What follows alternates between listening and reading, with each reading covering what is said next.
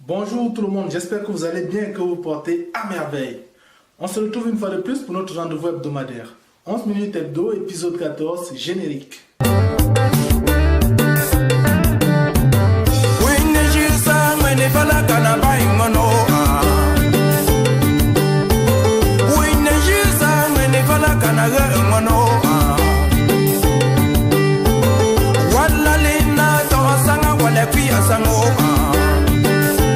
Au menu de ce jour, on parlera une fois de plus des inscriptions sur les listes électorales. On parlera un tout petit peu de Cabral et on parlera de nos amis communs. On a tous dans notre entourage un ou une amie qui, chaque fois qu'on l'invite à rejoindre la marche citoyenne, chaque fois qu'on l'invite à rejoindre le combat citoyen, nous répond que je ne fais pas la politique. On fera une petite dédicace à cette typologie d'amis-là. Parlons des inscriptions sur les listes électorales. Beaucoup trop de personnes manquent encore à l'appel. Beaucoup trop de personnes manquent à l'appel des inscriptions sur les listes électorales. Je ne parle pas de vous. Je suis conscient que vous faites partie des inscrits de la première heure. Mais je parle ici de notre entourage à tous, de nos proches, de nos familles, de nos parents, de nos aînés, de nos cadets, de nos enfants. Tous ceux qui sont en âge de voter, que nous laissons encore traîner là, sans leur accompagner, sans leur mettre un peu de pression pour qu'ils s'inscrivent sur les listes électorales. À mon avis, ceci va de notre responsabilité à tous. Car nous sommes conscients de l'intérêt, du pouvoir que comporte un bulletin de vote que nous mettons dans l'urne. Nous sommes conscients des délais qui sont, on va dire, à leur fin. Nous sommes conscients de l'importance d'une voix. Une voix de manquer, c'est déjà une voix de trop. Après, je suis conscient de la difficulté qui est la nôtre, de combien il est difficile d'allier ce travail bénévole que nous faisons à notre vie conjugale, à notre vie professionnelle, à notre vie de couple, à notre vie de foyer. Je sais combien c'est difficile. Mais je sais aussi que vous n'êtes pas facile. Dans 11 millions de citoyens, on n'est pas facile. C'est parce que je sais que vous avez toutes les capacités que je me permets de convier, d'inviter mes chers camarades et camarades que vous êtes à se mobiliser davantage. Ne baissons pas les bras, accompagnons nos proches en leur montrant les bureaux de vote, en leur donnant les conditions, les modalités pour s'inscrire sur les listes électorales. Nos camarades sur le terrain au Cameroun font un travail remarquable. N'hésite pas à apparenter chemins et pistes pour sensibiliser tout le monde à s'inscrire sur les listes électorales. Ce travail est magnifique. Ce travail, c'est un acte citoyen de leur part. Juste pour ça, merci de tout cœur pour tout ce que vous faites, chers frères et sœurs. Alors, je me permets ici de rappeler les procédures pour ce qui concerne les Camerounais de la diaspora, notamment la diaspora de la France. J'ai mon bloc-notes. Je vous lis les conditions à remplir pour s'inscrire sur les listes électorales au point focal de l'ECAM à l'ambassade du Cameroun. Il faut dire que l'avantage, la chance qu'on a, c'est que l'ECAM, poussé, on va dire, par la ferveur citoyenne, par le patriotisme, a facilité la tâche en mettant en place un guichet unique. Vous savez, la condition sine qua non pour s'inscrire sur les listes électorales, c'est d'avoir la carte consulaire. Alors, l'ECAM a pensé, on va dire, inspiré des bons dieux, a pensé mettre sur pied un guichet unique. Où quand vous arrivez chrono en main, vous avez maximum pour 10 minutes. Je l'ai fait plus d'une fois, en accompagnant plein d'autres camarades. Chrono en main, vous avez pour 10 minutes. Première étape, vous vous inscrivez sur la liste pour avoir une carte consulaire. Une fois ce guichet traversé, le guichet voisin, c'est les inscriptions pour les listes électorales. C'est facile, c'est rapide, en 10 minutes, c'est plié. Et on a ainsi son récépissé. Si le corps électoral est convoqué demain, avec le récépissé, on peut voter. Sinon, 1, 2, 3 semaines après, vous refaites un tour à l'ambassade pour récupérer à la fois votre carte consulaire et votre carte d'électeur. C'est fastoche. Alors, les conditions sont les suivantes. Pour les inscriptions sur les listes électorales et pour la carte consulaire, il faut la photocopie du passeport valide, bien sûr, justificatif de domicile de moins de 3 mois, ça peut être une facture de téléphone, facture EDF, ça peut être un titre de séjour sur lequel il y a votre adresse. 10 € de frais de timbre en espèces, allez savoir pourquoi. Pour les premières demandes, pour ceux qui font leur première demande de carte électorale, il faut, en plus de ces pièces-là, 3 photos d'identité 4x4. Il faut une copie d'acte de naissance ou une photocopie, je veux pas la dire, de la carte nationale d'identité du Cameroun. Il faut pour les femmes mariées, celles qui sont mariées, nos sœurs qui sont mariées à des citoyens français, il faut une copie d'acte de mariage ou un livret de famille. Une fois qu'on a ces pièces-là, chrono en main, on y va, on a pour 10 minutes et on a sa carte d'électeur. Le moment venu, on pourra choisir le meilleur candidat. Voilà. Je profite aussi de ce point pour rappeler toutes les âmes de bonne volonté qui continuent à faire les dons au mouvement 11 millions de citoyens de continuer. L'achat des cartes est très important pour nous. Ça nous permet de constituer un peu d'argent qui permettront demain de mettre la caution de 30 millions pour la candidature de Cabral Libye. En deuxième point, je parlerai de Cabral Libye, précisément d'un acte qui pour moi me chagrine. Vous rappelez-vous, il y a quelques semaines de cela, Cabral Libye s'est mis à genoux au sein d'une foule.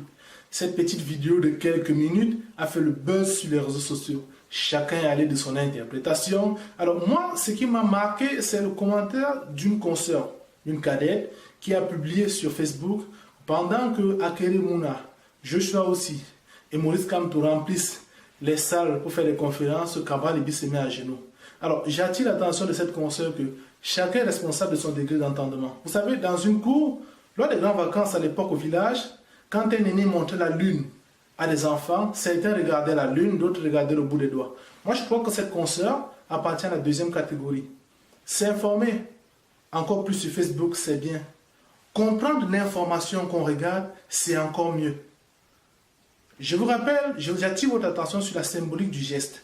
Cabral Libye, pour les partisans on va dire, pour les adhérents du mouvement 11 millions de citoyens, Cabral Libye est le leader. Si on était une entreprise, Cabral Libye devait être le directeur général, le boss en gros. Mais votre boss, imaginez-vous, votre boss se met à genoux devant vous. C'est un acte d'humilité. Ou dans un cercle, c'est-à-dire des personnes qui le suivent, des personnes qui croient en son projet, l'entourent, formant un cercle. Lui, il se met au milieu, il se met à genoux. La symbolique du cercle, c'est l'union. Le mec se met à genoux. Ça me rappelle quelque chose à l'époque dans ma catéchèse. Je lisais Jésus, sans toutefois faire une comparaison entre les deux images, mais Jésus, lui, il a lavé les pieds de ses disciples. C'est un acte fort. 2000 ans après, on reconnaît, on continue à louer le nom de Jésus. Combien de personnes d'entre vous se rappellent des rois et des princes de l'époque? Pas grand monde. Et quand vous prêtez l'attention, quand vous prêtez l'oreille au message qu'il dit, il convie tous les Camerounais de toute obédience à mettre leur guéguerre de côté et à croire au Cameroun, à donner une seconde chance au Cameroun. Moi, je trouve que cet acte n'a rien de plus, de plus clair et limpide. Après, les personnes qui citent un exemple, les Maurice Kamto, les Joshua aussi, les personnes qui ont fait, de leur démarche pour la présidence, un projet personnel, une firme en soi, libre à eux, à chacun ses projets. Moi, je me rappelle que Cabral a appelé toutes ces personnes de s'unir et de mettre en place des primaires afin que le meilleur d'entre eux porte le projet de la jeunesse, porte le projet des Camerounais. Mais tous sont partis, chacun avec ses jambes à la main. Tous ont fui. Dommage. Alors, n'allez pas me dire qu'ils remplissent. Le moment viendra où on pourra remplir des stades et des stades. Mais aujourd'hui, Cabral préfère maximiser son temps à arpenter les villages. Le Cameroun profond, comme j'aime bien l'appeler. Alors, moi, je trouve que c'est l'acte le plus fort.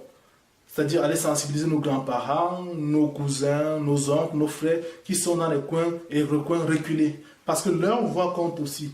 Parce que leur décision compte aussi. Pourquoi? N'oubliez pas que Cabral Libye a mis l'humain au centre de toutes les préoccupations. Voilà. Donc, pour lui, le contact humain est plus important que, le punch médiatique, le blast médiatique, les salles combles où on paye les personnes à venir remplir les stades. Non, lui il ne fait pas ça. Moi je trouve que c'est la meilleure façon de faire. Le moment viendra, je crois que dans nos prochains épisodes, on parlera de programme politique. On a déjà des ébauches qui circulent. On pourra entrer point par point pour discuter du programme politique. Je crois que c'est un moment excitant qui arrive peu à peu. Alors, pour finir, je parlerai de nos amis, de nos camarades, de nos potes, qui chaque fois qu'on invite, mais mec, viens t'inscrire sur les listes électorales. Juste le mot listes électorales, elle vous dit, je ne fais pas la politique. Il ou elle est derrière parce qu'il y a autant de femmes que d'hommes. Laissez-moi vous dire que si tu ne fais pas la politique va te faire. C'est quoi faire la politique? Ce n'est pas un péché en soi. Faire la politique, c'est prendre part au devenir de sa cité. Faire la politique, c'est pouvoir choisir. C'est donner son point de vue. Au lieu de laisser choisir à sa place, c'est choisir qui on veut, quel projet on souhaite, qu'est-ce qu'on veut pour notre Cameroun, pour notre ville, pour notre village, pour notre cité, pour notre département. On ne vous demande pas de venir être, on va dire, militant, engagé, de venir vous... Non, on vous demande juste de vous rappeler que voter est un devoir. On vous rappelle que voter est l'acte, on va dire, fondateur de la citoyenneté de tout être humain. On vous demande juste de vous inscrire sur les listes électorales. On ne vous oblige pas à choisir le programme de 11 millions de citoyens. Autrement dit, je sais que c'est le meilleur des programmes, mais je vous laisse le temps de comparer, de lire tous les programmes, de comparer et de choisir enfin le meilleur programme. Mais quand on vous demande de rejoindre la lutte, c'est de vous rappeler que vous êtes citoyen. On a trop laissé le temps passer. Par habitude, on est né dans ça, on est né sous ce régime. Par habitude, on se dit, ah, quel qu'en soit ce qu'on vote, le résultat est connu d'avant. Je vous dis, dans aucun pays au monde, on ne truque 5 millions de voix. C'est impossible. C'est impossible de truquer 5 millions de voix. Nous, on a pour projet de donner à Cabral 11 millions de voix. Autant vous dire que c'est peine perdue. Si on se mobilise tous, si vous écoutez l'appel de vos frères et sœurs que nous sommes à rejoindre la lutte, juste en vous inscrivant sur les listes électorales, et le moment venu, à choisir dans l'isoloir, à votre âme et conscience, c'est un acte fort pour le Cameroun. C'est-à-dire, c'est participer au devenir du Cameroun, au rayonnement du Cameroun. Donc je vous invite à ne plus tenir la patte, à laisser de côté les habitudes, on va dire, anciennes, dépassées, comme quoi les unes sont bourrées d'avance. Non, on a des scrutateurs qui veilleront à ce que nos voix, nos votes soient, on va dire, surveillés, protéger le vote comme on le dit. N'ayez pas peur. Inscrivez-vous parce que le temps presse. Le moment venu, récupérez vos cartes d'électeurs et passez au vote. Choisissez le meilleur projet politique et donnons ainsi la chance au Cameroun de rayonner à travers le monde. Allez, ciao, rendez-vous la semaine prochaine.